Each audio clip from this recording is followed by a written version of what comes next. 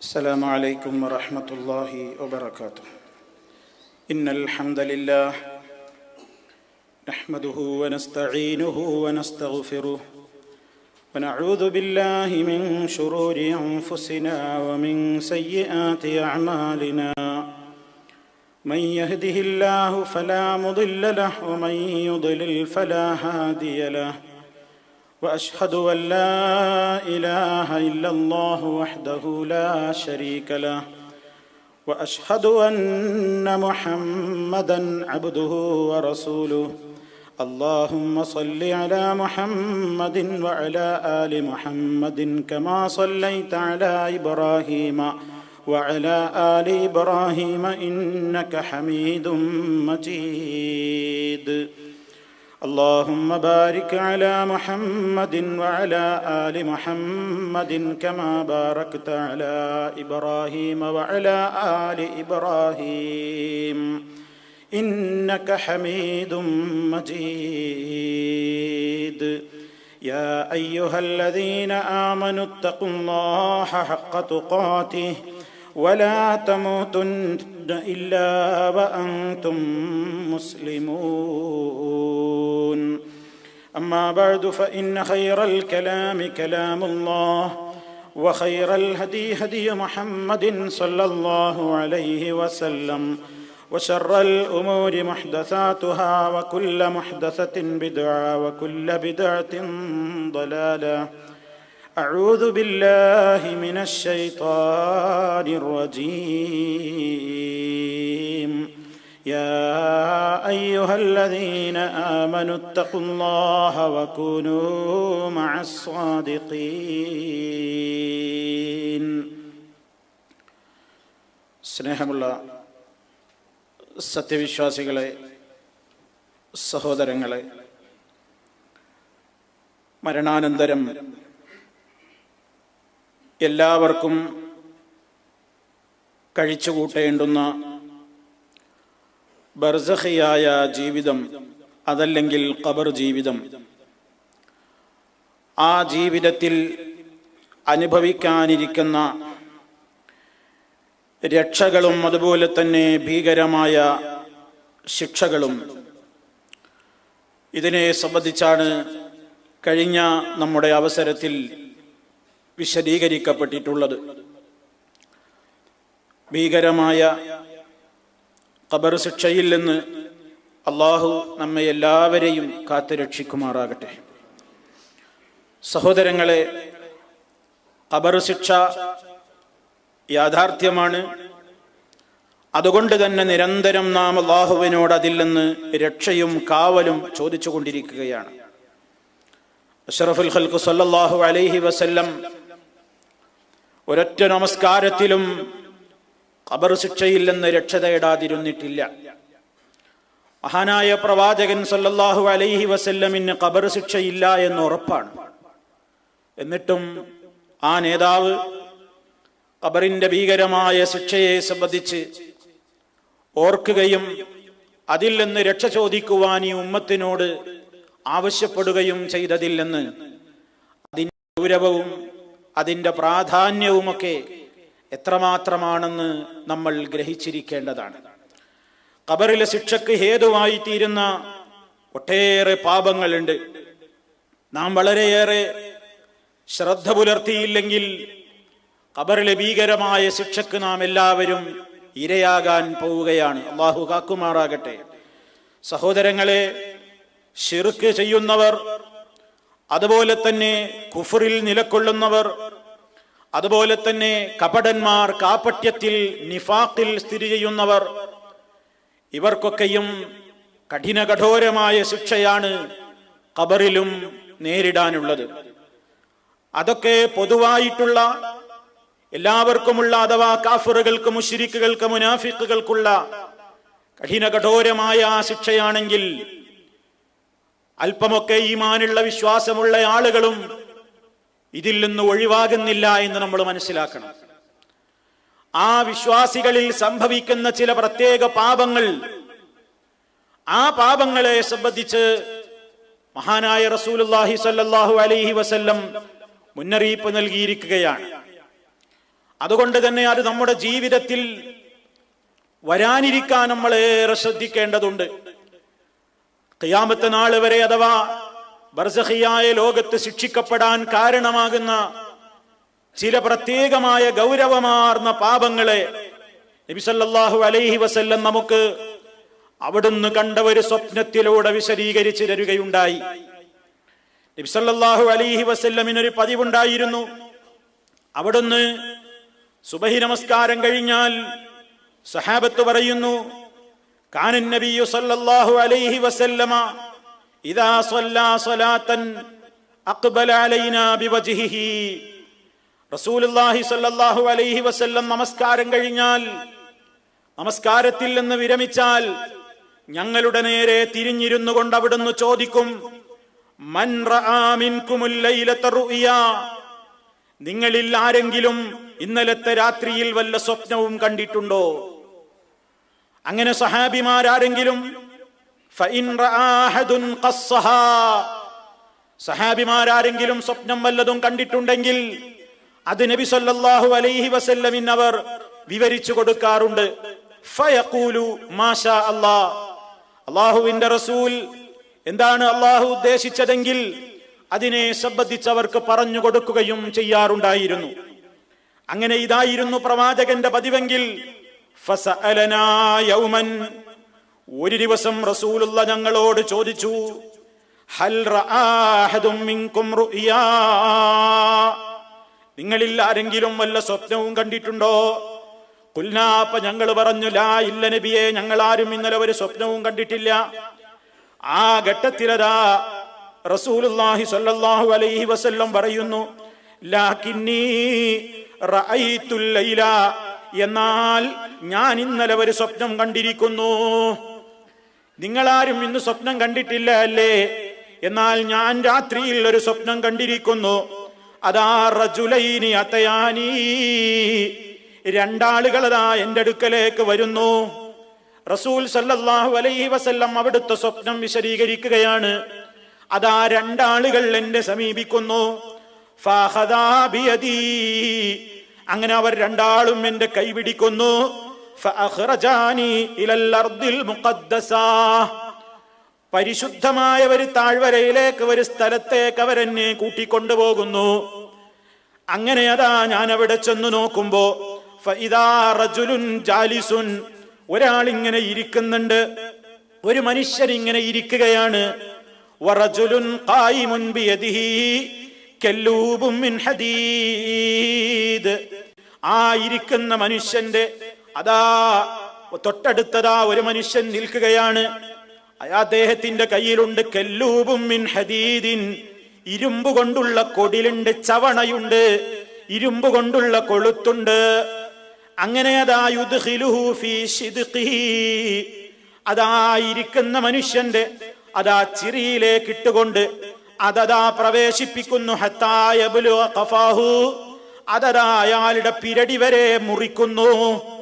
ഈ കൊടില് കൊണ്ട് ഈ ചിരിയിലേക്ക് ഈ കൊടില് കടത്തിയിട്ട് അതാ അത് ഇങ്ങനെ കീറി മുറിച്ചുകൊണ്ട് അദ്ദേഹത്തിന്റെ പെരടി വരെ മുറിക്കുന്നുണ്ട്.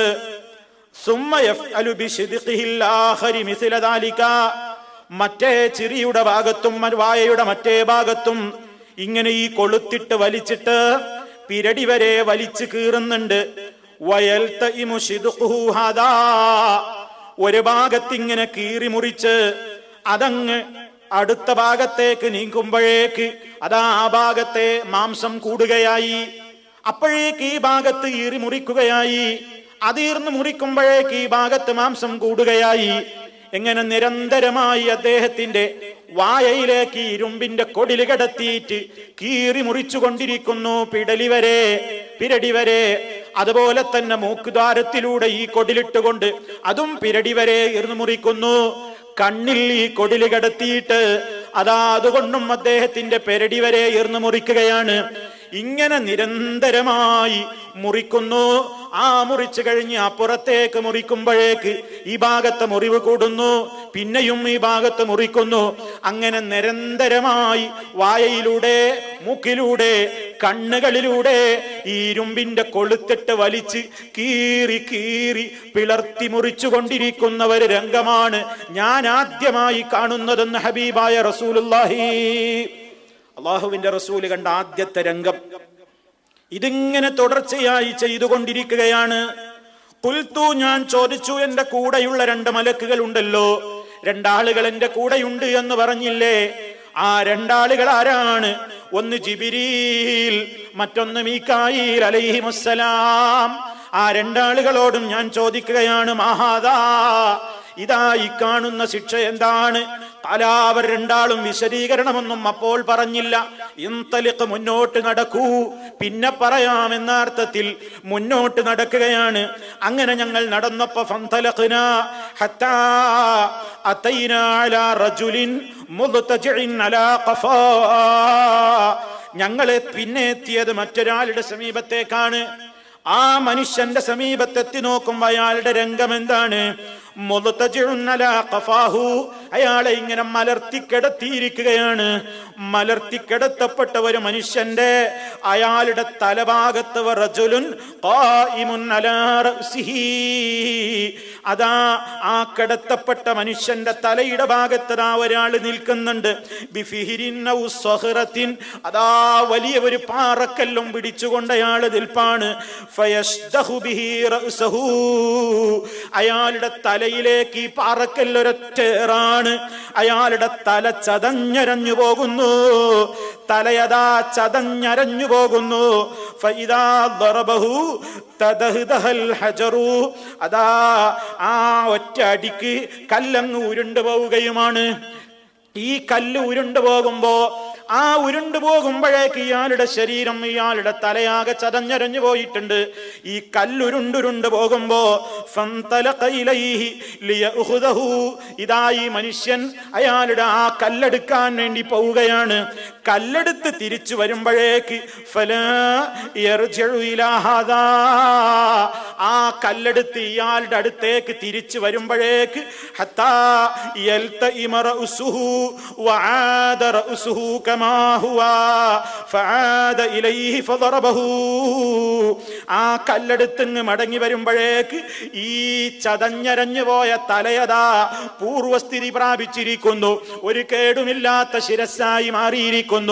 ആ ചതവെല്ലാം മാറിയിട്ട് അതാ നല്ല ആരോഗ്യമുള്ള തലയായി മാറിയിട്ടുണ്ട്. പക്ഷേ ഫആദ ഇലൈഹി ഫദറബഹു, വീണ്ടും അതാ മടങ്ങി വന്നിട്ട് പിന്നെയും കല്ലെടുത്തെറിഞ്ഞ് ചതച്ചരക്കുന്നു. ഇത് തന്നെ തുടരുകയാണ്, ഇത് തന്നെ തുടരാണ്. എറിയുന്നു, തല ചതഞ്ഞരയ്ക്കുന്നു, ആ കല്ലുരുണ്ടു പോകുന്നത് എടുത്തു വരുമ്പോഴേക്ക് തല പൂർവ്വസ്ഥിതിയിലാകുന്നു, പിന്നെയും എറിയുന്നു. ഈ രൂപത്തിലുള്ള ഒരു സ്ഥിതിയാണ് കാണുന്നത്. അപ്പോഴും ഞാൻ ചോദിച്ചു എന്റെ കൂടെയുള്ളവരോട്, മൻഹാദാ, ഇതാരാണ്? അവർ 2 ആളും പറഞ്ഞു, ഇൻതലിഖ്, മുന്നോട്ട് പോകൂ. ഫന്തലഖ്നാ, അങ്ങനെ ഞങ്ങൾ മുന്നോട്ട് പോയപ്പോ പിന്നെ എത്തിയത് എവിടേക്കാണ്? ഇലാ സഖബിൻ മിസ്ലത്തന്നൂർ അഅലാഹു ദയഖുൻ വഅസ്ഫലുഹു ആസിഉൻ യതവത്തഹു നാറാ فاقترب ارتفعوا حتى كادوا أن يخرجوا فإذا خمدت رجعوا فيها وفيها رجال ونساء عراة. ഞങ്ങൾ എത്തിയതെവിടെ കാണുന്നു? അതാ ഒരു ചൂളയെ പോലെ, ഒരു ചൂള പോലെ ഒരു ഗുഹയിലേക്കാണ് എത്തി നോക്കിയത്. ആ ഗുഹയിലേക്ക് നോക്കുമ്പോ അഅലാഹു ദയഖുൻ, അതിന്റെ മുകൾ ഭാഗം ഇടുങ്ങിയ ഗുഹയാണ്, ോറും ഇടുങ്ങിയ വായയാണ് അതിനുള്ളത്. വാസ്ഫലഹു വാസിഉൻ, ആ പാത്രത്തിന്റെ അല്ലെങ്കിൽ ആ ചൂളയുടെ അടിഭാഗം വളരെ വിശാലമാണ്. അടിഭാഗം വളരെ വിശാലമായതും മുകൾ ഭാഗം ഇങ്ങനെ കുടുങ്ങിയ തലയോടുകൂടിയുള്ളതുമായ ഒരു ചൂളയിലേക്ക് നോക്കുമ്പോ അതാ യതവഖദു തഹ്തഹു നാറാ, അതിന്റെ അടിയിൽ തീ ാണ്. ആ പാത്രം ഇങ്ങനെ കത്തിച്ചുകൊണ്ടിരിക്കുകയാണ്.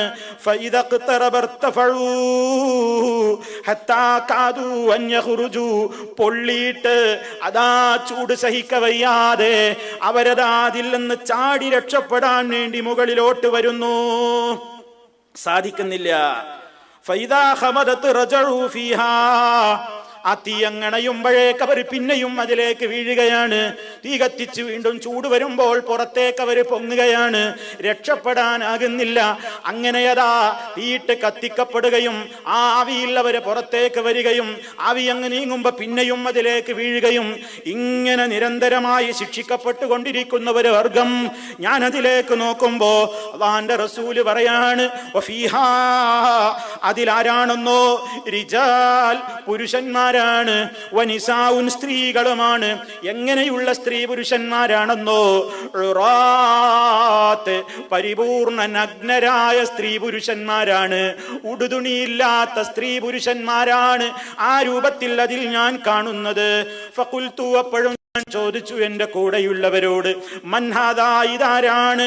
ഖാല, അവർ രണ്ടാളും പറഞ്ഞു, ഇൻതലിഖ്, മുന്നോട്ട് പോകൂ, പോകൂ, പിന്നെ പറയാമെന്ന അർത്ഥത്തിൽ. ഫൻതലഖ്നാ ഹത്താ അതൈനാ അലാ നഹരിൻ മിൻ ദമിൻ ഫീഹി റജുലുൻ ഖായിമുൻ അലാ വസത്തിൻ നഹാരി റജുലുൻ ബൈന യദൈഹി ഹിജാറാ ഫഅഖ്ബല الرجل الذي في النهر فإذا أراد أن يخرج رمى الرجل بحجر فيه فرده حيث كان فجعل كلما جاء ليخرج رمى فيه بحجر فيرجع كما كان. വളരെ ഭീകരമായ ഒരു രംഗമാണ് ഇവിടെയും പറയുന്നത്. ഞങ്ങൾ പോയി നോക്കുമ്പോൾ അതാ ഒരു നദി, വളരെ ചുവന്ന നിറത്തിലുള്ള, അതാ ബ്ലഡിനാലുള്ള, രക്തത്താലുള്ള ഒരു പുഴയാണ് കാണുന്നത്, ഒരു നദിയാണ് കാണുന്നത്, ഒരരുവിയാണ് കാണുന്നത്. അതിലുള്ള വെള്ളം രക്തസമാനമാണ്, രക്തത്താലുള്ള വെള്ളമാണ്. അതിലതാ ഒരു മനുഷ്യൻ ഇങ്ങനെ നീന്തുകയാണ്. അയാള് നീന്തി നീന്തി കരക്കണയുമ്പോ അതാ വഅലാ ശത്തിൻ നഹരി റജുലുൻ, കരയിൽ ഒരാള് നിൽക്കുന്നുണ്ട്. അയാളുടെ മുമ്പിൽ അതാ ഒട്ടേറെ കല്ലുകളാണ്. ഈ മനുഷ്യനതാ വളരെ വിഷമിച്ച് ആ നടുത്തളത്തിൽ നിന്ന് നീന്തി നീന്തി കരപറ്റി വാവിളിർന്ന് വരുമ്പോഴേക്കതാ ഇയാളെ കല്ലെടുത്തുകൊണ്ട് കരയിൽ നിൽക്കുന്ന ഈ വ്യക്തി കല്ലെറിഞ്ഞോടിക്കുന്നു. അയാളുടെ വായയിലേക്ക് കല്ലുകൾ എടുത്തെറിയുന്നു. ആ മനുഷ്യൻ പിന്നെയും നദിയുടെ നടുവിലേക്ക് തന്നെ ആട്ടിയോടിക്കപ്പെടുന്നു. പിന്നെയും അയാൾ നീന്തി നീന്തി കരക്കണയാൻ നോക്കുന്നു. വാ പിളർന്ന് ക്ഷീണിച്ചു വരുന്ന നേരത്ത് പിന്നെയും അതാ കരക്ക് നിൽക്കുന്ന വ്യക്തി കല്ലുകൾ എടുത്തയാളുടെ വായയിലേക്ക് എറിഞ്ഞുകൊണ്ടിരിക്കുകയാണ്. എറിഞ്ഞുകൊണ്ട് അയാൾ പിന്നെയും ആ രക്തപ്പുഴയിൽ ഇങ്ങനെ മുങ്ങിയും പൊങ്ങിയും രക്തം കുടിച്ചും ചീർത്ത് വീർത്തുകൊണ്ട് വളരെ പ്രയാസം സഹിക്കുന്ന ഒരു രംഗത്തിലേക്കാണ് പിന്നെ ഞാൻ കണ്ടതെന്ന് റസൂലുള്ളാഹി സ്വല്ലല്ലാഹു അലൈഹി വസല്ലം പറയുന്നു.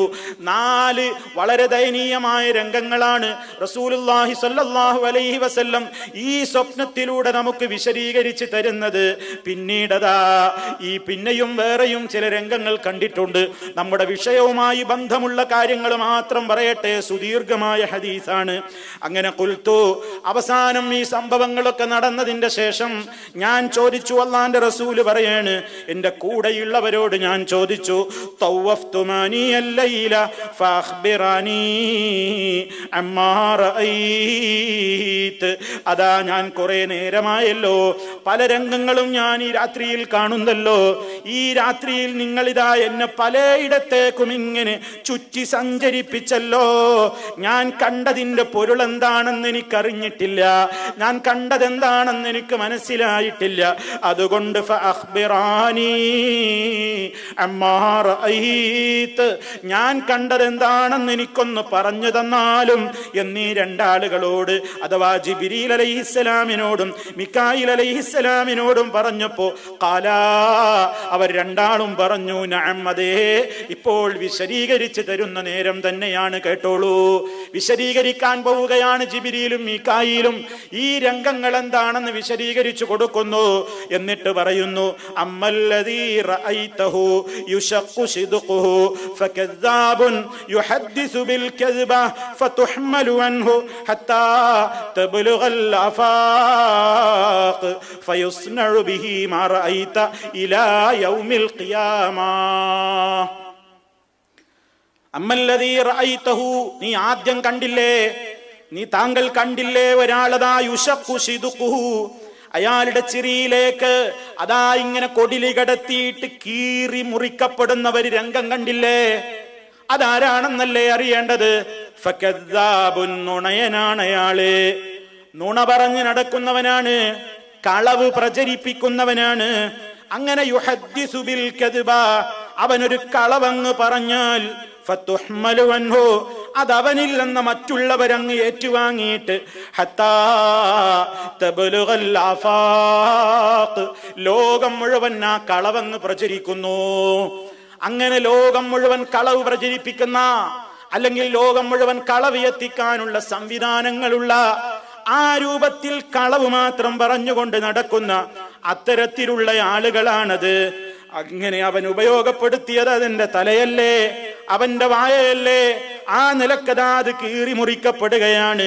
ഫയുസ്നഉ ബിഹി, ഇവനെ കൊണ്ട് ഇങ്ങനെ ചെയ്യപ്പെടുന്നതാണ്. മാ റഅയ്ത, താങ്കൾ കണ്ടില്ലേ, ആ ശിക്ഷ ഏതാനും ദിവസത്തേക്കല്ല, ഏതാനും മണിക്കൂറുകളിലേക്കല്ല, ഏതാനും വർഷത്തേക്കുമല്ല, ആ ശിക്ഷ അയാൾക്ക് ലഭിച്ചുകൊണ്ടിരിക്കുകയാണ്.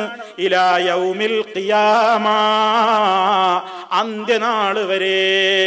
മഹ്ശറിലേക്ക് ആളുകൾ ഉയർത്തെഴുന്നേൽപ്പിക്കപ്പെടുന്ന ആ ഖിയാമത്ത് നാള് വരെയും അവന്റെ ബർസഖിയായ ലോകത്ത് ഈ ശിക്ഷ തുടരുകയാണ്. എത്ര നൂറ്റാണ്ടവൻ കിടക്കണോ അത്രയും നൂറ്റാണ്ടവൻ ഈ ശിക്ഷ ഏറ്റുവാങ്ങേണ്ടി വരികയാണെന്ന് അതാ നബി സല്ലല്ലാഹു അലൈഹി വസല്ലമിനോട് അവര് പഠിപ്പിച്ചു കൊടുക്കുന്നു, വിശദീകരിച്ചു കൊടുക്കുന്നു. പ്രിയപ്പെട്ടവരെ, ഖബറിൽ ശിക്ഷിക്കപ്പെടാൻ കാരണമായ ഒരു കാരണം ഇവിടെ റസൂലുള്ളാഹി പഠിപ്പിക്കുന്നത് നുണ പറയലാണ്. ആരുടെ പേരിലും നുണ പറഞ്ഞുകൂടാ, ആരുടെ പേരിലും കളവ് പറഞ്ഞുകൂടാ. കളവിൽ ഏറ്റവും ഗുരുതരമായത് അള്ളാന്റെ പേരിൽ കളവ് പറയലാണ്.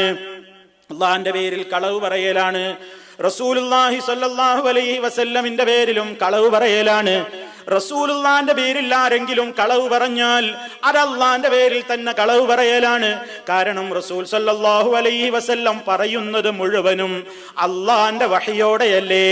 അപ്പൊ റസൂൽ പറയാത്തൊരു കാര്യം പറഞ്ഞു എന്ന് പറഞ്ഞാൽ, അള്ള വഹി കൊടുക്കാത്തൊരു കാര്യം വഹി കൊടുത്തു എന്ന് അള്ളാന്റെ പേരിലും നുണ പറയലല്ലേ. ഇന്നല്ലദീന യഫ്തറൂന അലല്ലാഹിൽ കദിബ ലാ യഫ്ലിഹൂൻ, അള്ളാന്റെ പേരിൽ കള്ളം കെട്ടി ചമക്കുന്നവർ വിജയിക്കാൻ പോകുന്നില്ല. അള്ളാന്റെ പേരിൽ കളവ് പറയുന്നവനേക്കാൾ ഏറ്റവും കടുത്ത അക്രമി ആരുണ്ട്? അള്ളാന്റെ പേരിൽ കളവ് പറയുന്നവനേക്കാൾ ഏറ്റവും വലിയ അക്രമി ആരുണ്ട് എന്ന് വിശുദ്ധ ഖുർആൻ ചോദിച്ചില്ലേ? നബി സല്ലല്ലാഹു അലൈഹി വസല്ലമും പറഞ്ഞില്ലേ, മൻ ഖാല അലയ്യ മാ ലം അഖുൽ ഫൽയതബവ്വ മഖ്അദഹു മിനന്നാർ, ഞാൻ പറയാത്തത് ഞാൻ പറഞ്ഞു എന്ന് എന്റെ പേരിൽ ആരെങ്കിലും പറഞ്ഞാൽ അവൻ നരകത്തിയിൽ അവന്റെ ഇരിപ്പിടം ഉറപ്പിച്ചു കൊള്ളട്ടെ, അവൻ ഉറപ്പിച്ചു കൊള്ളട്ടെ എന്ന് നബി സല്ലല്ലാഹു അലൈഹി വസല്ലം പറയാണ്. മൻ കദബ അലയ്യ മുതഅമ്മിദൻ, മനഃപൂർവ്വം എന്റെ പേരിൽ ഒരാൾ കള്ളം പറഞ്ഞാൽ നരകത്തിയിൽ അവന്റെ ഇരിപ്പിടം അവൻ ഓർത്തുകൊള്ളട്ടെ. എത്രത്തോളം ആ വിഷയത്തിൽ ഗൗരവമുണ്ടെന്നോ, ഒരു ഹദീസ് ദഈഫാണെന്ന് മനസ്സിലായാൽ ആ ഹദീസ് ദുർബലമാണെന്ന് പറഞ്ഞുകൊണ്ടല്ലാതെ ഒരു ഹദീസ് പറയാൻ പാടില്ല.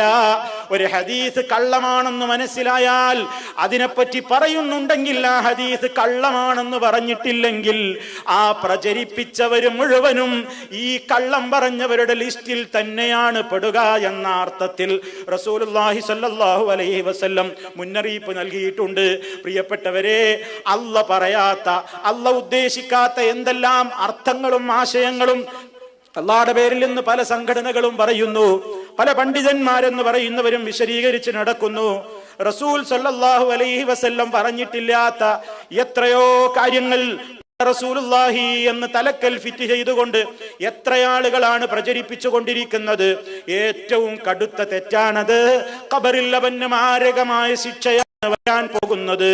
അതോടൊപ്പം തന്നെ പേരിലും കളവ് പറഞ്ഞുകൂടാ, ഒരാളെ പറ്റിയും ഇല്ലാത്തത് പ്രചരിപ്പിച്ചുകൂടാ.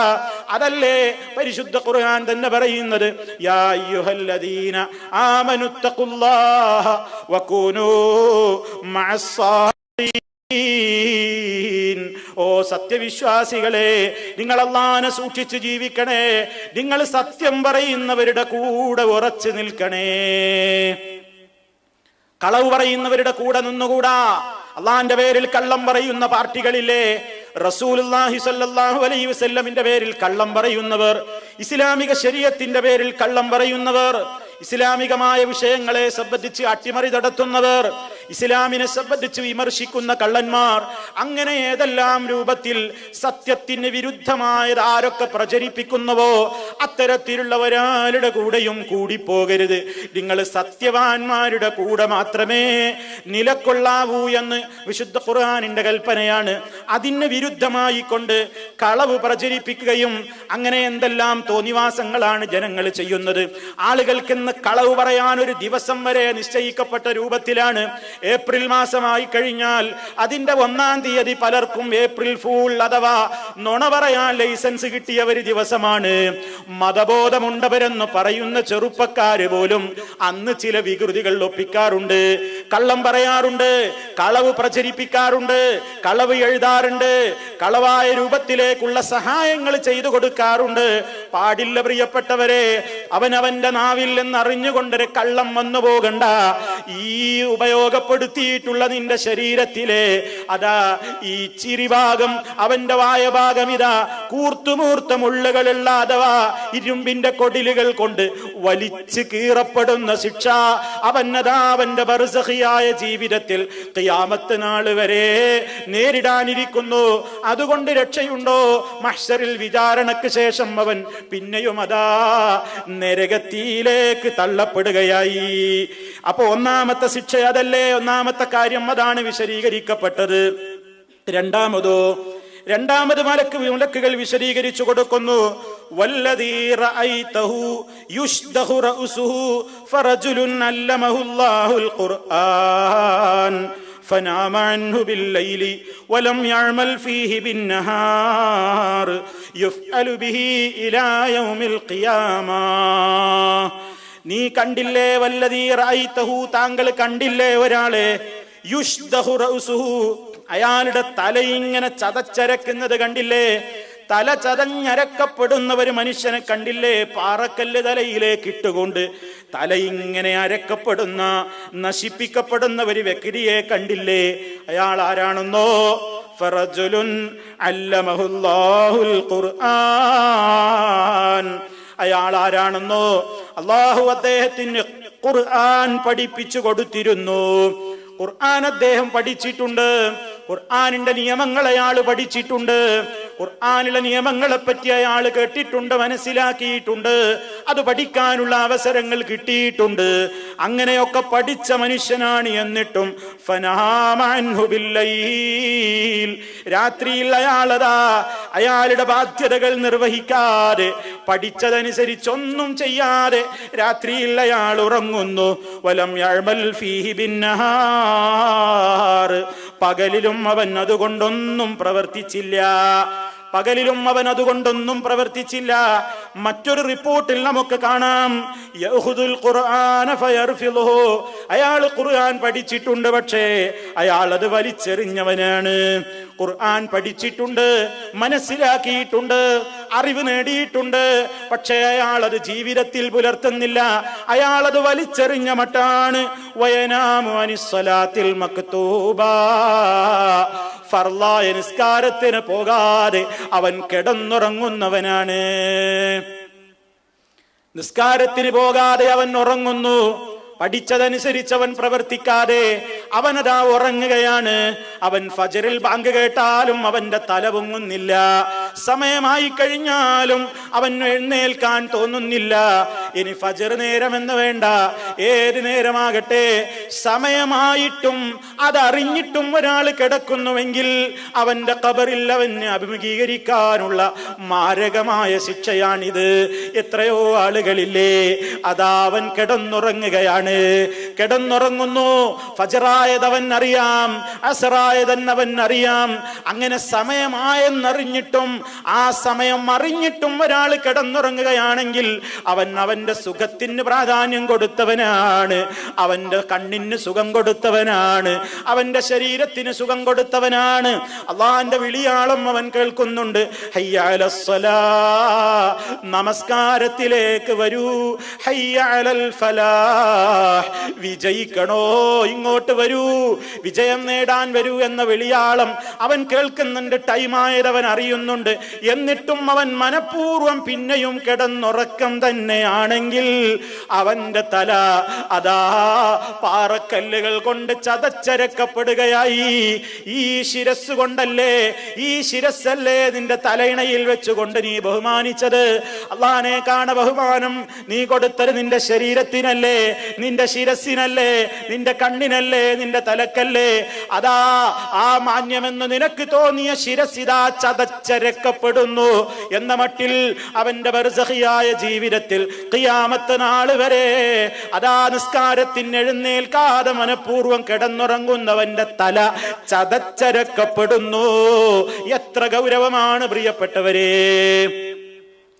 ജീവിതത്തിൽ മനുഷ്യൻ അറിയാതെ ഉറങ്ങിപ്പോയേക്കാം, അറിയാതെ സമയമായതറിയാതെ ഉറങ്ങിപ്പോയേക്കാം, സമയം കഴിഞ്ഞതിന്റെ ശേഷം ഉണർന്നേക്കാം. അതല്ലാഹു ഇളവ് നൽകിയ ഒരു കാര്യമാണ്. പക്ഷേ എത്രയൊക്കെ ന്യായങ്ങൾ നമ്മൾ പറഞ്ഞാലും റബ്ബിന്റെ കോടതിയിൽ സ്വീകരിക്കപ്പെടുന്ന ന്യായങ്ങൾക്കാണല്ലോ വിലയുള്ളത്. മനഃപൂർവ്വം ഉറങ്ങിയതാണോ അതോ അറിയാതെ ഉറങ്ങിപ്പോയതാണോ, അത് വിചാരണക്കെടുക്കുന്ന റബ്ബിന് നന്നായി അറിയാമല്ലോ. അതുകൊണ്ട് ഒരിക്കലെങ്കിലും അല്പമെങ്കിലും അറിഞ്ഞിട്ട് കിടന്നുറങ്ങിക്കൂടാ. ജമാഅത്തിന് പോകാതെ, നിസ്കാരത്തിന് പോകാതെ കിടന്നുറങ്ങിക്കൊണ്ട് കഴിച്ചു കൂട്ടുന്നവനാണാവട്ടെ പെണ്ണാവട്ടെ, അവന്റെ ശിരസ്സതാ വളരെയേറെ ഈ രൂപത്തിലുള്ള അതിഭീകരമായ നിലക്കുള്ള ശിക്ഷക്ക് വിധേയമാക്കപ്പെടുന്നു. നമ്മൾ ആലോചിക്കുക, നമ്മൾക്ക് ഗൗരവം തോന്നിയിട്ടുണ്ടോ? കിടന്നങ്ങനെ ഉറങ്ങ, അസറായി എന്നറിയാ, പള്ളിയിൽ പോകൂല, നല്ല ശാപ്പാട് അടിച്ചിട്ട് കിടന്നുറങ്ങും.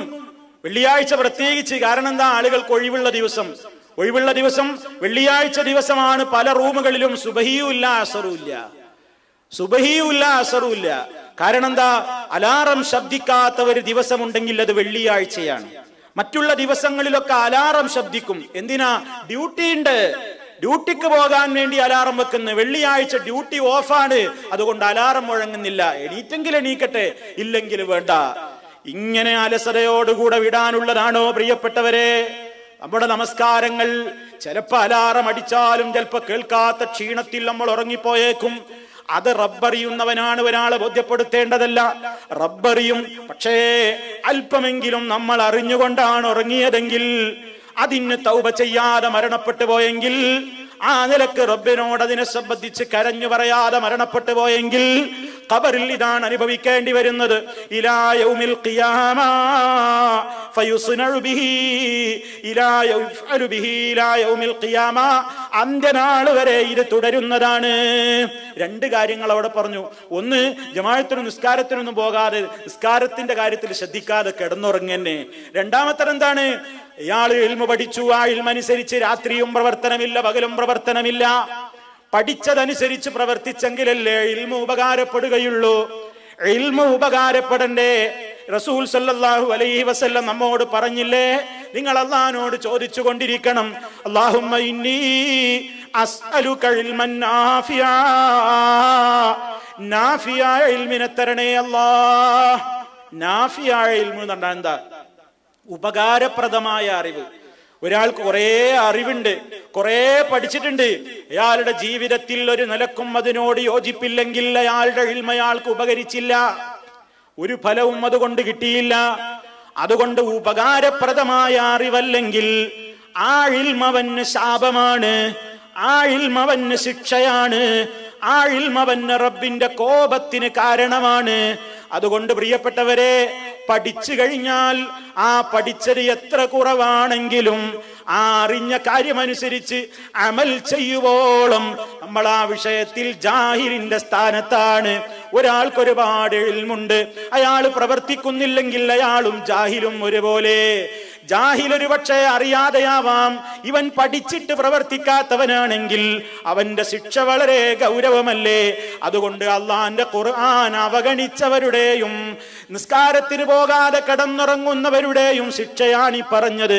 അവന്റെ തലയിങ്ങനെ അതാ വലിയ പാറക്കല്ലുകൾ കൊണ്ട് എറിഞ്ഞ് ചതച്ചരക്കപ്പെടുന്നു. അള്ളാഹു നമ്മെ കാത്ത് രക്ഷിക്കുമാറാകട്ടെ. പരിശുദ്ധ ഖുർആനിനെ അവഗണിക്കൽ പല രൂപത്തിലില്ലേ? ആ ഖുർആൻ ഓതാൻ മനസ്സില്ലായ്മ, ആ ഖുർആൻ കേൾക്കാൻ താല്പര്യമില്ലായ്മ, ആ ഖുർആൻ പഠിക്കാൻ താല്പര്യമില്ലായ്മ, അത് പഠിപ്പിക്കുന്ന വേദികളിൽ വരാൻ മനസ്സില്ലായ്മ, വന്നാൽ തന്നെയും അതിന്റെ കാര്യങ്ങളോട് യോജിപ്പില്ലായ്മ, അങ്ങനെ പരിശുദ്ധ ഖുർആൻ കേൾക്കാൻ താല്പര്യമില്ല, പഠിക്കാൻ താല്പര്യമില്ല, അതിനെ സംബന്ധിച്ച് അന്വേഷിക്കാൻ താല്പര്യമില്ല, അത് പഠിക്കാനോ അത് ജീവിതത്തിൽ കൊണ്ടുവരാനോ ഒരു താല്പര്യവുമില്ലാതെ ഞങ്ങളും കിതാബിന്റെ ആളുകളാണ്, ഞങ്ങളും ഖുർആനിന്റെ ആളുകളാണെന്ന് പറയുന്ന ഈ കക്ഷികളെ സംബന്ധിച്ച് അല്ലാഹുവിന്റെ റസൂല് റബ്ബിനോട് തന്നെ പരാതി പറഞ്ഞല്ലോ. വഖാല റസൂലു യാ റബ്ബി ഇന്ന ഖൗമി ഇത്തഖദൂ ഹാദൽ ഖുർആന മഹ്ജൂറാ.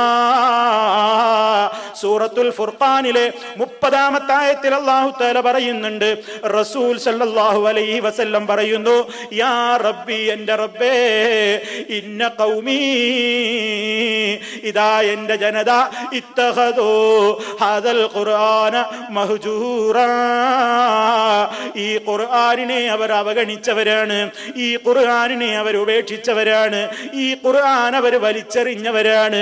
വീട്ടിന്റെ അകത്തളത്തിൽ ഖുർആനിന്റെ കോപ്പിയുണ്ട്, അതാ കാറിൽ നിന്നും യാത്രാവേളയിലും മറ്റു സ്ഥലത്തു നിന്നുമൊക്കെ അവൻ ഖുർആൻ കേൾക്കുന്നുണ്ട്.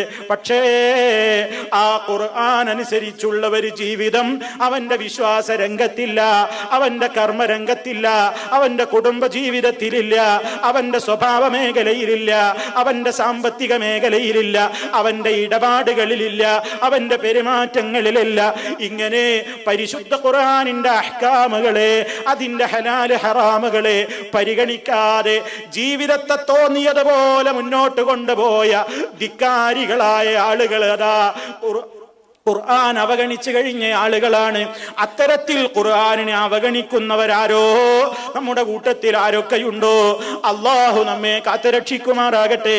ആ ഒരവസ്ഥയിലേക്ക് വന്നാൽ, ഖബറിൽ വെക്കപ്പെട്ട് എല്ലാവരും തിരിച്ചു പോന്നു കഴിഞ്ഞാൽ ഖിയാമത്ത് നാൾ വരെ ഈ ഭീകരമായ ശിക്ഷക്ക് നമ്മൾ വിധേയരാകുന്നു. ഖുർആൻ ഒരാൾ മനസ്സിലാക്കിയിട്ടതനുസരിച്ച് പ്രവർത്തിക്കാതെ പഠിച്ചതവൻ മറക്കുകയും ആ രൂപത്തിൽ അതിനോട് ഒരു പ്രത്യേകമായ അവസ്ഥയവൻ മുന്നോട്ട് കൊണ്ടുപോവുകയും ചെയ്യുമ്പോൾ അതിന്റെ ഗൗരവം അതാ പണ്ഡിതന്മാര് പറയുന്നത് നോക്കൂ. കാരണം പരിശുദ്ധ ഖുർആൻ ഒരാൾ ഹിഫ്ളാക്കിയിട്ട് അതിലെ നിയമങ്ങൾ ഒരാൾ പഠിച്ചു വെച്ചിട്ട് അതിനെ അവഗണിക്കുന്നത് ജിനായത്തുൻ അദീമത്തുൻ, വമ്പിച്ച തെറ്റാണ്. കാരണം എന്തെന്നല്ലേ, ഖുർആനിൽ ചിലതൊക്കെ ഒഴിവാക്കാനുണ്ടെന്നവൻ മനസ്സിലാക്കിയതുപോലെയാണ്. അതുകൊണ്ടവൻ എന്തു ചെയ്തു? പഠിച്ചിട്ടും അറിഞ്ഞിട്ടും ഖുർആനിന്റെ നിയമമാണെന്നറിഞ്ഞിട്ടും ഇസ്ലാമിന്റെ നിയമമാണെന്നറിഞ്ഞിട്ടും അതൊക്കെ കാറ്റിൽ പറത്തിയിട്ട് താൻ തോന്നിയായി ജീവിക്കുമ്പോ അവൻ വലിയ മാന്യമായി തല ഉയർത്തിയിട്ടല്ലേ സമൂഹത്തിൽ നടക്കാറുള്ളത്.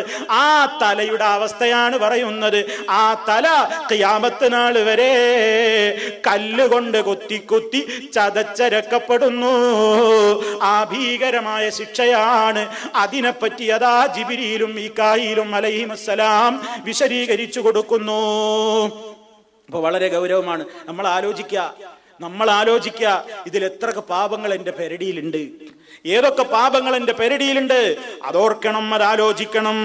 ഇനി അതാ നബി സല്ലല്ലാഹു അലൈഹി വസല്ലമയോട് മലക്കുകൾ വിശദീകരിച്ചു കൊടുക്കുന്ന അടുത്ത സംഭവം, വല്ലദീ റഅയ്തഹു ഫിസ്സഖബി ഫഹുമുസ്സുനാത്ത്.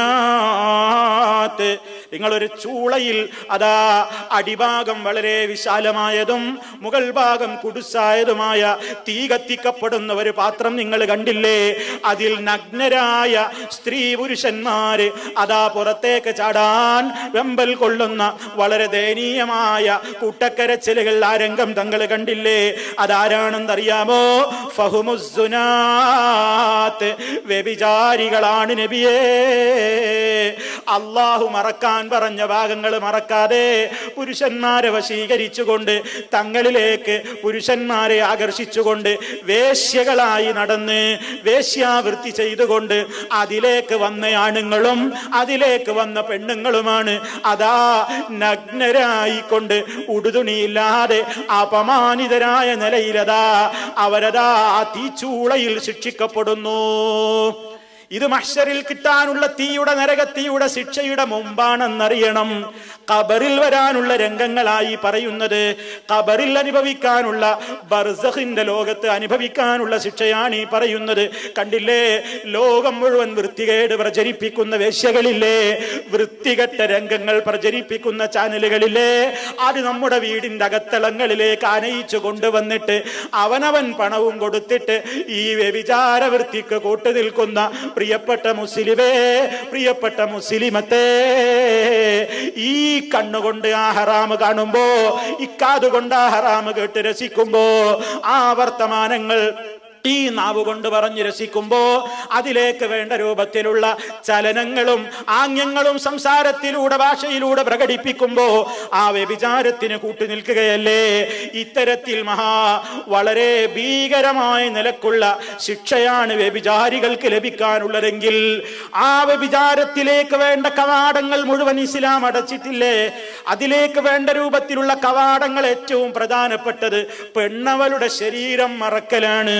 ഏതെങ്കിലും ഒരു പെണ്ണ് അവളുടെ ശരീരത്തിന്റെ മാംസളഭാഗങ്ങൾ പുറത്തേക്ക് പ്രദർശിപ്പിച്ചുകൊണ്ട് ഏതെങ്കിലും ഒരാണിന് വ്യഭിചാരത്തിലേക്ക് പ്രേരിപ്പിക്കപ്പെട്ട് കഴിഞ്ഞാൽ ആ മനുഷ്യൻ ചെയ്യുന്ന വ്യഭിചാരത്തിന്റെ ഒരു ശിക്ഷയുടെ പങ്ക് ഈ പെണ്ണിനുമില്ലേ? കാരണം ഇവളല്ലേ ആകർഷിപ്പിച്ചത്, ഇവളല്ലേ കൊതിപ്പിച്ചത്, ഇവളല്ലേ ആണിന്റെ മനസ്സിൽ വേണ്ടാത്ത ചിന്തയുണ്ടാക്കിയത്. ശാപത്തിന് ഹേതുവായ പെണ്ണല്ലേ? സ്വർഗത്തിൽ മണം പോലും അവൾക്ക് നിഷിദ്ധമല്ലേ? തന്റെ കൈ കാണിച്ചുകൊണ്ട്, തന്റെ ആംഗ്യം കാണിച്ചുകൊണ്ട്, തന്റെ വയറ് പ്രദർശിപ്പിച്ചുകൊണ്ട്, തന്റെ മാറും കഴുത്തും കാണിച്ചുകൊണ്ട്, തന്റെ നിതംബം പ്രദർശിപ്പിച്ചുകൊണ്ട്, അങ്ങനെ ശരീരത്തിന്റെ സൗന്ദര്യഭാഗങ്ങളെ മറ്റുള്ളവരിലേക്ക് നയിക്കുന്ന അത്തരത്തിലുള്ള പെണ്ണുങ്ങൾ എത്ര ശാപത്തിന് വിധേയകളാണ്, എത്രത്തോളമെന്നോ. അതാ ഒരു പെണ്ണ് സുഗന്ധം ഉപയോഗിച്ചുകൊണ്ട് പുറത്തിറങ്ങിയിട്ട് മറ്റുള്ളവരെ ആകർഷിക്കലാണ് അവളുടെ ലക്ഷ്യമെങ്കിൽ ഫഹിയ സാനിയ, അവൾ വേശ്യപ്പെണ്ണാണ്, അവൾ വേശ്യയാണെന്ന് ഹബീബായ റസൂലുള്ളാഹി സ്വല്ലല്ലാഹു അലൈഹി വസല്ലം പറയുമ്പോ എത്ര ഗൗരവമാണ് പ്രിയപ്പെട്ടവരെ സിനയുമായി ബന്ധപ്പെട്ട കാര്യങ്ങൾ, അതിലേക്ക് മനുഷ്യനെ പ്രേരിപ്പിക്കുന്ന ഗാനങ്ങൾ, അതിലേക്ക് മനുഷ്യനെ നയിക്കുന്ന അതേ രൂപത്തിലുള്ള വൃത്തികെട്ട രൂപത്തിലുള്ള സർവ്വ സംവിധാനങ്ങളും വളരെ ഗൗരവമാണ്. കാരണം അതാ അതിന്റെ പരിണിത ഫലമായ വ്യഭിചാരത്തിലേക്ക് എത്തിപ്പെട്ട് കഴിഞ്ഞാൽ അതാ ഖിയാമത്ത് നാൾ വരെ ഈ തീച്ചൂളയിൽ അവർ മുഴുവൻ ശിക്ഷിക്കപ്പെടുന്നു. അല്ലാഹു നമ്മെ കാത്ത് രക്ഷിക്കുമാറാകട്ടെ. ഈ മുസ്ലിം ഉമ്മത്തിലെ ഒരൊറ്റ പെണ്ണും ഒരൊറ്റ പുരുഷനും വിചാരത്തിലേക്ക് പോകാത്ത നിലക്ക് റബ്ബിന്റെ കാവലുണ്ടാകട്ടെ. നമ്മുടെ കുടുംബങ്ങളെ അല്ലാഹു കാത്ത് രക്ഷിക്കുമാറാകട്ടെ. നമ്മെ എല്ലാവരെയും അല്ലാഹു ആ മാരകമായ ആ തരത്തിലുള്ള രോഗങ്ങളിൽ നിന്ന് കാത്ത് രക്ഷിക്കുമാറാകട്ടെ.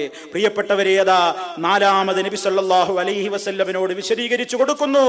വല്ലദീ റഅയ്തഹു ഫിന്നഹിരി, അതാ അങ്ങ് നദി കണ്ടില്ലേ, ഒരു രക്തത്തിന്റെ പുഴയൊഴുകുന്നത് കണ്ടില്ലേ, അതിലൊരാൾ ശിക്ഷിക്കപ്പെടുന്നത് കണ്ടില്ലേ? അതാരാണെന്നറിയാമോ? ആക്കിലുരിബാ, പലിശ തിന്നുന്നവരാണ്, പലിശക്കാരാണ്. ആ പുഴയിൽ രക്തം കുടിക്കുകയാണ്. കാരണം അവര് ദുനിയാവിൽ പാവങ്ങളുടെ രക്തമൂറ്റി കുടിച്ചവനാണ്. എന്റെ കയ്യിൽ പണമില്ല മുതലാളി, 1000 രൂപ തരാമോ, നാളെ അങ്ങ് തരാമെന്ന് പറഞ്ഞപ്പോ ധിക്കാരിയായ മുതലാളിയുടെ മനസ്സലിഞ്ഞില്ല. പാവപ്പെട്ട ഈ മനുഷ്യന് ഞാൻ 1000 കൊടുത്താൽ എന്താണെന്ന് ഈ ധിക്കാരി ചിന്തിച്ചില്ല. തരാമടോ, നിനക്ക് 1000 അല്ല 10,000 വേണമെങ്കിൽ തരാം, പക്ഷേ 1 മണിക്കൂർ കഴിഞ്ഞിട്ടാണെങ്കിലും, 1 ദിവസം കഴിഞ്ഞിട്ടാണെങ്കിലും, 1 ആഴ്ച കഴിഞ്ഞിട്ടാണെങ്കിലും നീ എനിക്ക് പണം മടക്കി തരുമ്പോ ഇത്ര ഈ റൊക്കം തന്നാൽ പോരാ, പലിശ വേണം. അങ്ങനെ പാവങ്ങളുടെ ഇടങ്ങേറ് ചൂഷണം ചെയ്ത ധിക്കാരിയാണിവൻ. പാവങ്ങളുടെ പ്രയാസത്തെ അറിയാതെ അവന്റെ കരളിന്റെ ചങ്കിലെ ചോര ഊറ്റി കുടിച്ച രാക്ഷസനാണിവൻ. അതുകൊണ്ട് പലിശ മുതലാളി അവനതാ പാവങ്ങളുടെ രക്തം ഊറ്റി കുടിച്ചവനാണ്, അവരുടെ പ്രയാസമറിയാത്തവനാണ്, കണ്ണിൽ ചോരയില്ലാത്തവനാണ്, ചങ്കിലെ ചോരയും ഹൃദയത്തിലെ ചോരയും കരളിലെ ചോരയും ഊറ്റി കുടിച്ച രക്തരക്ഷസാണവൻ. അതുകൊണ്ടതാ പരലോകത്തവന് കൊടുക്കുന്ന ശിക്ഷ കണ്ടില്ലേ? രക്തത്തിന്റെ പുഴയിലാണ് അവനതാ കുടിച്ചു കുടിച്ചവന്റെ വയറ് വീർത്തിരിക്കുന്നു, രക്തമാണ് കുടിച്ചു കൊണ്ടിരിക്കുന്നത്. അങ്ങനെ അവൻ തുഴഞ്ഞ് ഒരുവിധം കരക്കൊപ്പിക്കുകയാണ്. അങ്ങോട്ട് നീന്തി നീന്തി വാ പിളർന്നുകൊണ്ട് അവൻ രക്തം ഛർദിച്ചുകൊണ്ട് പുറത്തേക്ക് വരുമ്പോഴേക്ക് അതാ കരയിൽ നിൽക്കുന്ന ഒരാള്, ശിക്ഷിക്കുന്നയാള് കല്ലുകൾ അവന്റെ വായിലേക്ക് എറിയുന്നു. അവനതാ പിന്നെയും ആ രക്തപ്പുഴയിലേക്ക് പിന്നെയും മാട്ടിയോടിക്കപ്പെടുന്നു. പ്രിയപ്പെട്ടവരെ, ബാങ്കുകളിൽ നിക്ഷേപിച്ച തുകയുടെ പലിശയുടെ കണക്കും നോക്കിയിട്ട് അതുപോലെ തന്നെ 200 കൊടുത്താൽ 1000 കൊടുത്താൽ 1200 ലക്ഷ്യം വെക്കുന്നവർ, അള്ളാനെ പറ്റിക്കാൻ വേണ്ടി ഹീലത്തുകൾ ചമയുന്നവർ, പടച്ച റബ്ബിനെ പറ്റിക്കാൻ വേണ്ടി പലിശയല്ലെന്ന് തോന്നിക്കുന്ന നിലക്കുള്ള മോഡേൺ ഫൈനാൻഷ്യൽ ട്രിക്കുകൾ ചമക്കുന്ന ആളുകൾ എല്ലാവരും ചിന്തിച്ചോളണം. അതാ ഖബറിലെ ശിക്ഷ ഭീകരമാണ്. ഇത് വരാൻ പോകുന്ന ഹക്കാണ്, ഇത് ഹക്കാണ്. രാത്രി നിസ്കാരത്തിന് എഴുന്നേൽക്കുമ്പോൾ അള്ളാന്റെ റസൂല് പറയുന്ന പ്രാർത്ഥനകളിൽ കാണാം, വ ഇന്ന അദാബൽ ഖബ്രി ഹഖ്ഖുൻ. അതിങ്ങനെ പറയാ, വ ഇന്ന അദാബൽ ഖബ്രി ഹഖ്ഖുൻ. ഞാൻ അംഗീകരിക്കുന്ന റബ്ബേ, ഖബറിലെ ശിക്ഷ സത്യമാണ്, ഖബറിലെ ശിക്ഷ സത്യമാണ്. എന്തിനാ അതിങ്ങനെ പറയുന്നത്? ഓരോ ദിവസവും നമ്മുടെ മനസ്സിൽ ഓർമ്മിപ്പിക്കുന്നു, അല്ലാഹുവിന്റെ ജീവിതത്തിൽ ഇത് വരാൻ പാടില്ല, കളവ് പറയാൻ പാടില്ല, വ്യഭിചാരത്തിലേക്ക് പോകാൻ പാടില്ല, അതുപോലെ തന്നെ പലിശയുമായി ബന്ധപ്പെട്ടുകൂടാ, അതുപോലെ പഠിച്ചതനുസരിച്ച് ജീവിക്കേണ്ടതുണ്ട്. അതാ നിസ്കാരങ്ങൾക്ക് പോകാതെ ഉറങ്ങുന്ന ഒരവസ്ഥ എനിക്കുണ്ടായിക്കൂടാ. ഇങ്ങനെ കഠോരമായ ഒരു 4 പാപങ്ങളെ പറ്റി അതിന് കിട്ടാൻ പോകുന്ന നരകത്തിലെ ശിക്ഷയെ കുറിച്ചല്ല ഈ പറഞ്ഞതൊന്നും.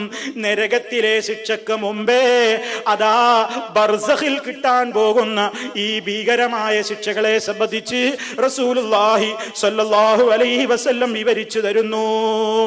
പലിശയുമായി ബന്ധപ്പെടാത്ത ആളുകൾ കുറവ്, അതിന്റെ ഒരു ധൂമപടലമെങ്കിലും പുകപടലമെങ്കിലും ഏൽക്കാത്ത ആളുകൾ കുറവ്. അള്ളാഹു നമ്മിൽ നിന്ന് വന്നു പോകുന്ന, നമ്മൾ അറിയാതെ തന്നെ നമ്മുടെ സമ്പാദ്യങ്ങളിലേക്ക് വന്നു ചേരുന്ന, നാം അറിയാത്ത വിധത്തിൽ കയറി വന്നു പോയിക്കൊണ്ടിരിക്കുന്ന പലിശയുടേതായ ബാധ്യതകൾ, ഇടപാടുകൾ അള്ളാഹു പുറത്തു തരുമാറാകട്ടെ. അറിഞ്ഞുകൊണ്ട് പ്രിയപ്പെട്ടവരെ ഒരു ഫിൽസ് പലിശ വാങ്ങിക്കൂടാ, അറിഞ്ഞുകൊണ്ടൊരു ഫിൽസ് ഉപയോഗിച്ചുകൂടാ, അറിഞ്ഞുകൊണ്ട് ആ ഒരു രൂപത്തിൽ നമ്മൾ നീങ്ങിക്കൂടാ. ഇത് നമ്മൾ പ്രത്യേകമായി മനസ്സിരുത്തേണ്ടതുണ്ട്. അതുകൊണ്ട് പ്രിയപ്പെട്ടവരെ, ഈ ഒരവസ്ഥ നമ്മുടെ മനസ്സിൽ എപ്പോഴും ഉണ്ടാകണം. ഇനി നിങ്ങൾ ചിന്തിച്ചു നോക്കൂ, മഹാനായ നബി സല്ലല്ലാഹു അലൈഹി വസല്ലം വിശദീകരിച്ചു തന്ന പാപങ്ങൾ എടുത്തു നോക്കിയാൽ മാരകമായ ഖബർ ശിക്ഷയ്ക്ക് ഹേതുവായി തീരുന്ന മറ്റു ചില പാപങ്ങൾ. അതാ നബി സല്ലല്ലാഹു അലൈഹി വസല്ലമിന് ഖബറിലെ ശിക്ഷ കാണിക്കപ്പെടുകയാണ്. ഖബറിലെ ഒരു ശിക്ഷ നബി സല്ലല്ലാഹു അലൈഹി വസല്ലം കാണിക്കപ്പെടുകയാണ്, അവിടുത്തെ കേൾക്കുകയാണ്. ആ ഘട്ടത്തിലതാ നബി സല്ലല്ലാഹു അലൈഹി വസല്ലം 2 ഖബറിന്റെ സമീപത്തുകൂടെ നടന്നു പോകുമ്പോ ഖബറിൽ ശിക്ഷിക്കപ്പെടുന്ന രംഗം കണ്ടിട്ട്, ആ അട്ടഹാസവും ശബ്ദവും കേട്ടിട്ട് റസൂൽ സല്ലല്ലാഹു അലൈഹി വസല്ലം കൂടെയുള്ള സ്വഹാബിമാരോട് പറയാണ്, ഇന്നഹുമാ, ഈ ഖബറിന്റെ 2 ആളുകൾ, ഈ ഖബറിൽ കിടക്കുന്ന 2 പേരും ലയുഅദ്ദബാൻ, അവർ 2 ആളും ശിക്ഷിക്കപ്പെട്ടുകൊണ്ടിരിക്കുകയാണ്. വമാ യുഅദ്ദബാനി ഫീ കബീർ, വലിയ ഒരു കാര്യമൊന്നും ആയിരുന്നില്ല. അവർക്ക് വേണമെങ്കിൽ അതൊക്കെ ചിന്തിക്കാമായിരുന്നു, അവർക്ക് വേണമെങ്കിൽ ആ തെറ്റുകളിൽ നിന്ന് ഒഴിവാകാമായിരുന്നു. അങ്ങനത്തെ ചെയ്യാൻ പറ്റാത്ത, ശ്രദ്ധിക്കാൻ പറ്റാത്തൊരു വലിയ കാര്യമൊന്നുമായിരുന്നില്ല. മാത്രമല്ല വലിയ പാപവുമായിരുന്നു അത്. എന്നിട്ടും അവരതിനെ സംബന്ധിച്ച് ശ്രദ്ധിക്കാതെ പോയവരാണ്. എന്താണ് ആ 2 പാപങ്ങളെന്നോ, എന്താണ് ആ 2 ആളുകളുടെ കുറ്റമെന്നോ? അവരിൽ ഒരാളതാ ഫകാന യസ്ആ ബിൻ നമീമാ, ഏശനി കൊണ്ട് നടക്കലാണ് അയാളുടെ പണി. ഏശനി പറയലാണ്. എന്താ ഏശനി? 2 തലയും കത്തിച്ച് നടുക്ക പിടിക്കുക, അപ്പുറോ ഓരോന്ന് കൊളത്തി നോണ പ്രചരിപ്പിക്കുക, അങ്ങനെ മനുഷ്യരെ തമ്മിലടിപ്പിക്കുക. ലാ യദ്ഖുലുൽ ജന്നത നമ്മാമുൻ ഏഷണിക്കാരൻ സ്വർഗത്തിൽ പ്രവേശിക്കുന്നതല്ലെന്ന് ഹബീബായ റസൂലുള്ളാഹി സ്വല്ലല്ലാഹു അലൈഹി വസല്ലം പറയുന്നു. മറ്റൊരു റിപ്പോർട്ടിൽ നമുക്ക് കാണാം ഫയുഅദ്ദബു ഫിൽ ഗീബത്തി, ഗീബത്തിന്റെ കാര്യത്തിലാണ് അയാൾ ശിക്ഷിക്കപ്പെടുന്നത്. അതാ മറ്റുള്ളവന്റെ അഭിമാനത്തെ നോക്കാതെ അവന്റെ അഭിമാനത്തെ പിച്ചി ചീന്തുകയും അവനെ സംബന്ധിച്ച് ഇല്ലാത്തത് പറഞ്ഞു വരുത്തുകയും അങ്ങനെ ഒരാളുടെ അഭിമാനത്തെ പിച്ചി ചീന്താൻ വേണ്ടി ഒരാളുടെ അസാന്നിധ്യത്തിൽ അയാളിലുള്ള കാര്യമാണെങ്കിലും ശരി, അയാൾക്കത് ഇഷ്ടമല്ലെങ്കിൽ നബി സല്ലല്ലാഹു അലൈഹി വസല്ലമിനോട് ചോദിക്കപ്പെട്ടില്ലേ ഗീബത്ത് എന്താണെന്ന്? അതാ റസൂൽ സല്ലല്ലാഹു അലൈഹി വസല്ലം തന്നെ പറഞ്ഞില്ലേ, ദിക്റുക അഖാക ബിമാ യക്റഹു, നിന്റെ സഹോദരന് ഇഷ്ടമില്ലാത്തയാളെ കുറിച്ച് പറയലാണ്, നിന്റെ സഹോദരന് ഇഷ്ടമില്ലാത്തയാളെ കുറിച്ച് പറയലാണ് ഗീബത്ത്. ഉടനെ ചോദ്യം വന്നല്ലോ, അല്ലാഹുവിന്റെ റസൂലേ, ഞാൻ പറയുന്ന കാര്യം അയാളിൽ ഉള്ളതാണെങ്കിലോ, ഞാൻ പറയുന്ന കാര്യം അയാളിൽ ഉള്ളത് തന്നെയാണെങ്കിലോ? അപ്പൊ നബി സല്ലല്ലാഹു അലൈഹി വസല്ലം പറയുന്നു, അത് തന്നെയാണ് ഗീബത്ത്. ഉള്ളത് പറഞ്ഞാൽ തന്നെയാണ് ഗീബത്ത്, ഇല്ലാത്തതും കൂടിയാണെങ്കിലോ നീ അയാളെ പറ്റി കള്ളവും പറഞ്ഞു. അപ്പൊ രണ്ട് ശിക്ഷയായി. ഉള്ളത് തന്നെ പറഞ്ഞാൽ ഗീബത്താണ്, ഇല്ലാത്തത് കൂടിയാണെങ്കിലോ ഗീബത്തുമായി കെദിബുമായി രണ്ടും ഏറ്റവും വലിയ പാപമായി. ഖബറിൽ ശിക്ഷ കിട്ടുന്ന, ഖബറിൽ ശിക്ഷിക്കപ്പെടുകയാണ് അത്തരക്കാർ. നമ്മൾ അള്ളാഹുവിനോട് വളരെയേറെ ശ്രദ്ധിക്കേണ്ടതുണ്ട്. നിന്റെ നാവിൽ നിന്ന് വരുന്ന വാക്കുകളെ സൂക്ഷിച്ചോ, അത് റിക്കാർഡാക്കപ്പെടുന്നു, എല്ലാം രേഖപ്പെടുത്തപ്പെടുന്നു. ഗീബത്ത് വേണ്ട, നമീമത്ത് വേണ്ട. കാരണം ഖബറിലുള്ള ശിക്ഷ വളരെ ഭീകരമാണ്. രണ്ടാമത്തെ വ്യക്തിയത, അയാൾ ശിക്ഷിക്കപ്പെടാൻ മറ്റൊരു പാപമാണ് കാരണമായത്. ഫകാന ലാ യസ്തതിറു മിൻ ബൗലിഹി, അയാൾ മൂത്രത്തിൽ നിന്ന് വൃത്തിയാകാറില്ല, മൂത്രത്തിൽ നിന്ന് അയാൾ വൃത്തിയാകാറില്ല. എന്താണ് പ്രിയപ്പെട്ടവരെ ആ പറഞ്ഞത്? അതാ മനുഷ്യന്റെ ശരീരം ഇബാദത്ത് ചെയ്യുമ്പോ വൃത്തിയാവണ്ടേ, അവന്റെ വസ്ത്രം വൃത്തിയാവണ്ടേ, അവൻ നിസ്കരിക്കുന്ന സ്ഥലം വൃത്തിയാവണ്ടേ. അതാ നിസ്കാരത്തിന്റെ ഏറ്റവും പ്രധാനപ്പെട്ട അതിന്റെ ആമുഖം തന്നെ വൃത്തിയോടുകൂടെയാണല്ലോ. നിസ്കാരത്തിന്റെ ചാവി തന്നെ ഉളുവാണ്. ആ ഉളു ചെയ്തിട്ട് ഒരാളുടെ നിസ്കാരം ശരിയാകണമെങ്കിൽ അവന്റെ ശരീരം, അവന്റെ വസ്ത്രം, അവൻ നമസ്കരിക്കുന്ന ഇടം എല്ലാം നജസിൽ നിന്ന് ശുദ്ധിയാകണമല്ലോ. ഈ മനുഷ്യൻ എന്ത് ചെയ്യുന്നു? ഇയാൾ മൂത്രമൊഴിച്ചു കഴിഞ്ഞാൽ അയാളുടെ വസ്ത്രത്തിലേക്ക്, അയാളുടെ ശരീരത്തിലേക്ക് മൂത്രം തെറിക്കുന്നത് അയാൾക്ക് പേടിയില്ല. അതിനയാൾ മറ സ്വീകരിക്കുന്നില്ല, വൃത്തിയാക്കുന്നില്ല. നബി സല്ലല്ലാഹു അലൈഹി വസല്ലം ഓർമ്മപ്പെടുത്തുന്നു, തനസ്സഹു, തനസ്സഹു, നിങ്ങൾ വൃത്തിയാവണേ, നിങ്ങൾ വൃത്തിയാവണേ മിനൽ ബൗലി, മൂത്രത്തിന്റെ നജസിൽ നിന്ന്, മൂത്രത്തിൽ നിന്ന് നിങ്ങൾ വൃത്തിയാവണേ. ഫഇന്ന അമ്മത അദാബൽ ഖബരി മിൻഹു, ഖബർ ശിക്ഷയിലെ ഏറ്റവും പൊതുവായ മുഖ്യമായ ഭാഗം ഈ രൂപത്തിലുള്ള വൃത്തികേട് പ്രവർത്തിക്കുന്ന ആളുകൾക്ക് തന്നെ. ആലോചിച്ചു നോക്കൂ, നമ്മൾ വളരെ നിസ്സാരായിട്ട് കാണുകയാണ്. ഇറുകിയ വസ്ത്രം ധരിച്ചിട്ടതാ ഇന്നൊരു ഫാഷനാണ്. മനുഷ്യനതാ വളരെ ഇറുകിയ ടൈറ്റുള്ള വസ്ത്രം ധരിക്കും. എന്നിട്ടവനതാ മൂത്രമൊഴിക്കാനിരുന്നാൽ ഇരുന്നൊഴിക്കുന്ന നേരത്ത് അവന് തോന്നും വൃത്തിയായിട്ടുണ്ടെന്ന്, മൂത്രമെല്ലാം പോയി കഴിഞ്ഞിട്ടുണ്ടെന്ന് അവന് തോന്നും. അവനതാ കഴുകിയിട്ട് ധൃതിയിൽ എഴുന്നേറ്റ് നടക്കുമ്പോഴേക്ക്, അതാ എഴുന്നേറ്റ് നിൽക്കുമ്പോഴേക്ക്, അതല്ലെങ്കിൽ രണ്ടടി വെക്കുമ്പോഴേക്ക് മൂത്രം അവന്റെ ശരീരത്തിലേക്ക് വീഴുകയാണ്, അവന്റെ അടിവസ്ത്രത്തിലേക്ക് മൂത്രം കിനിയുകയാണ്.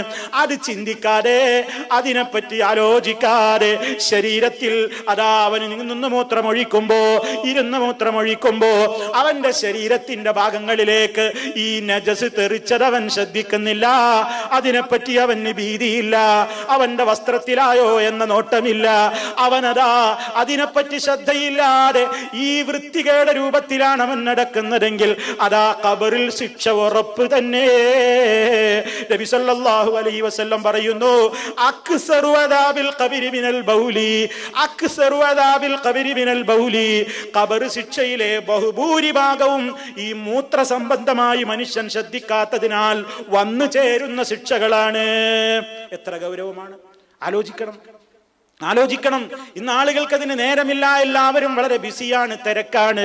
പെട്ടെന്ന് ഓടുകയാണ്. അതുകൊണ്ട് അവന്റെ ശരീരത്തിൽ നിന്ന് മൂത്രം വാർന്നുപോയോ എന്ന് ചിന്തിക്കാൻ നേരമില്ല.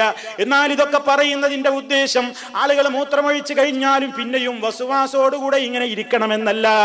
എനിക്കുറപ്പുണ്ടാകണം എന്റെ വസ്ത്രത്തിൽ മൂത്രമില്ലെന്ന്, എന്റെ ശരീരത്തിൽ മൂത്രമില്ലെന്ന്. ഓരോരുത്തർക്കും അത് ഉറപ്പുണ്ടാകണമെന്നേ ഉദ്ദേശിച്ചുള്ളൂ. അതല്ലാതെ മൂത്രം പോയോ ഇല്ലേ എന്നിങ്ങനെ വസുവാസോടുകൂടി അതൊരു രോഗമായി കൊണ്ട് നടക്കണം എന്നല്ല. എന്റെ കാര്യം ഞാനല്ലേ ശ്രദ്ധിക്കേണ്ടത്? എന്റെ ഖബറിൽ ഞാൻ ഒറ്റക്കല്ലേ? നിങ്ങളിൽ ഓരോരുത്തരുടെയും ഖബറുകളിൽ നിങ്ങൾ ഓരോരുത്തരും മാത്രമാണല്ലോ. അള്ളാന്റെ അടുക്കൽ നിന്ന് ശിക്ഷ വരുമ്പോ മറ്റുള്ളവൻ എന്ത് വിചാരിക്കും എന്ന് കരുതിയിട്ട് ഞാനും പെട്ടെന്ന് എഴുന്നേറ്റ് പോയി എന്ന് തോന്നരുതല്ലോ. ആര് നമ്മെ പരിഹസിച്ചാലും, ആര് നമ്മെ എത്ര നേരം എടുക്കുന്നയാളാണെന്ന് പറഞ്ഞാലും, മൂത്രമൊഴിക്കുന്ന നേരത്ത് ശരീരത്തിൽ എന്നത് വാർന്നു പോകുന്നത് വരെ കാത്തിരിക്കേണ്ടതുണ്ട്. വസ്ത്രത്തിലേക്ക് ഒരു തുള്ളി എങ്ങാനും തെറിച്ചു പോകാതെ ശ്രദ്ധിക്കേണ്ടതുണ്ട്. കാരണം നിസ്കാരം ശരിയല്ലെങ്കിൽ അവന്റെ സുന്നത്ത് നിസ്കാരങ്ങളും ഫർദ് നിസ്കാരങ്ങളും അവൻ ചെയ്യുന്നതൊന്നും ശരിയാവാത്ത നിലക്ക് ശരീരത്തിൽ മാലിന്യവും കൊണ്ടാണ് നടക്കുന്നതെങ്കിൽ അതെത്ര ഗൗരവമാണ്. മുൻ സമുദായങ്ങൾക്കുള്ള അത്രയൊന്നും പ്രയാസം നമുക്കില്ല. പല സമുദായങ്ങളിലും ശരീരത്തിൽ മൂത്രമായി കഴിഞ്ഞാൽ, വസ്ത്രത്തിൽ മൂത്രമായി കഴിഞ്ഞാൽ ആ ഭാഗം അങ്ങ് മുറിച്ചു നീക്കേണ്ടിയിരുന്നു. എന്താണ് ശരീരത്തിൽ അണിയുന്ന ഒരു വസ്ത്രത്തിൽ മുൻ സമുദായങ്ങളിൽ ചില ആളുകൾക്ക് അല്ലാഹു കൊടുത്തൊരു പ്രത്യേകമായ കർശന നിയമമുണ്ടായിരുന്നു. അവരുടെ വസ്ത്രത്തിൽ ഈ മൂത്രമായാൽ കഴുകിയാ മതിയായിരുന്നില്ല, ഭാഗം അങ്ങ് മുറിച്ചു നീക്കേണ്ടിയിരുന്നു. നമുക്കിന്ന് അതില്ലല്ലോ. വൃത്തിയാക്കാനല്ലേ പറഞ്ഞുള്ളൂ, കഴുകാനല്ലേ പറഞ്ഞുള്ളൂ, ശ്രദ്ധിക്കാനല്ലേ പറഞ്ഞുള്ളൂ. അതൊന്നും ശ്രദ്ധിക്കാതെ ആ കാര്യത്തെക്കുറിച്ച് ആലോചിക്കാതെ നടക്കുന്നുവെങ്കിൽ ഖബറിൽ ഭീകരമായ ശിക്ഷയാണ്. അങ്ങനെ രണ്ടാളുകൾ ശിക്ഷിക്കപ്പെടുന്ന രംഗമാണ് അഷ്റഫുൽ ഖൽഖ് സ്വല്ലല്ലാഹു അലൈഹി വസല്ലം കണ്ടത് നമ്മൾ ഗൗരവത്തോടുകൂടെ ഓർക്കണം. അങ്ങനെ സല്ലല്ലാഹു അലൈഹി വസല്ലം അതിന്റെ ഗൗരവം നമുക്ക് വിശദീകരിച്ചു തന്നിരിക്കുകയാണ്. അതുപോലെ പ്രിയപ്പെട്ടവരെ, നബി സല്ലല്ലാഹു അലൈഹി വസല്ലം പറഞ്ഞ ഒട്ടേറെ ആ വിഷയത്തിലുള്ള പാപങ്ങൾ ഇനിയുമുണ്ട്. ഇൻഷാ അല്ലാഹ് നമുക്കത് തരം പോലെ അടുത്ത നമ്മുടെ അവസരത്തിൽ വിശദീകരിക്കാം. അല്ലാഹു സുബ്ഹാനഹു വ തആല മാരകമായ എല്ലാ രൂപത്തിലുള്ള ശിക്ഷകളിൽ നിന്നും നമ്മയെല്ലാം കാത്തു രക്ഷിക്കുമാറാകട്ടെ. നമ്മുടെ ഖബറിടം അല്ലാഹു സന്തോഷത്തിലാക്കുമാറാകട്ടെ. എല്ലാവിധത്തിലുള്ള ഭീകരമായ ശിക്ഷകളിൽ നിന്നും ആ ശിക്ഷക്ക് കാരണമായി തീരുന്ന മഹാപാപങ്ങളിൽ നിന്നും അല്ലാഹു നമ്മെ ഓരോരുത്തരെയും കാത്തു രക്ഷിക്കുമാറാകട്ടെ.